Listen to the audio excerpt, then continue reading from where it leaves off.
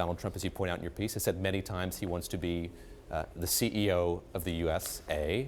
How would this go down if he were, in fact, if were a business leader who'd done this? Businessman Trump at a public company would almost certainly be out of a job, according to management consultants and lawyers who I talked to and asked about this, and not to mention the long history of CEOs we have who have been ousted over even smaller things. The list is very long. I was almost surprised myself how many CEOs I was able to come up with off the top of my head who've been, forced to resign or chosen to resign after allegations about an inappropriate relationship, about remarks about gender disparities in the office. So it is an issue that comes up a lot in corporate America, and the CEOs are out, and they're out very quickly when these things do happen. Well, when they come to surface, let's put it that way, Shannon. Maybe not exactly when they happen, because there's always that argument too, right, espoused by some parts of corporate America, that it's really nobody's business if a CEO is up to something in his private time.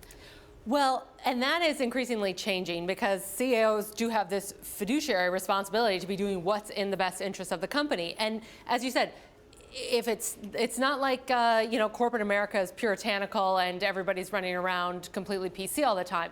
But when the issues come to light and they can put the company in a negative light, and they can hurt the share price, and they can hurt the company's customers, that's when the board gets involved, and that's where they have some duty to take action. And there's also, not to mention, laws about sexual harassment and appropriate behavior in the workplace. So if it's harassment, you have a legal issue and legal liability, or if it's just something that's controversial and it puts the company in a bad light, then the board has a responsibility to do what's in the best interest of shareholders. So we've talked about public companies. You've got some like Kevin Roberts, who says something perceived as sexist. He's removed from Saatchi & Saatchi. Donald Trump, of course, is the head of a private company, head of the Trump Organization, and yet within the strictures of that, we have not seen any commotion as a result of what he said on that tape 11 years ago. Right, and certainly since he is the head of a private company, there's no board. There's not a board that responds to shareholders. There's no independent shareholders. It is a private company, so it does operate under different rules than a public company where you do have shareholders that you have to respond to.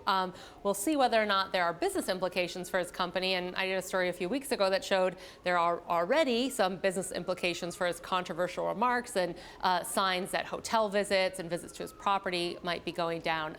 But there is this interesting, double standard possibly between CEOs and politicians that people can discuss. And I've certainly gotten emails this morning of people saying, like, hey, listen, why wasn't Bill Clinton fired for what he did in the White House? If he had an affair with an intern at a company, yes, he would most certainly have been fired at a publicly traded company. If that came out, that would not be tolerated there either. So, when Bill Clinton did it, despite, the impeachment, he was able to keep his job and has gone on to having a second act. When a CEO does it in a public company, it's much different. Well, and how far down the managerial level does it go? At what point do you become less interesting to an investor, say, in terms of whether you should be ousted or just suspended for some time? Well, look at the Billy Bush, who also made the comments on this tape. Obviously, he's a high-profile figure at NBC, but he's been indefinitely suspended by NBC Universal, took that action very quickly. But once you get further down the food chain at a company, then there are these legal rules. If you're saying something that is making your other employees uncomfortable, that's sexual harassment, and that's taken very seriously.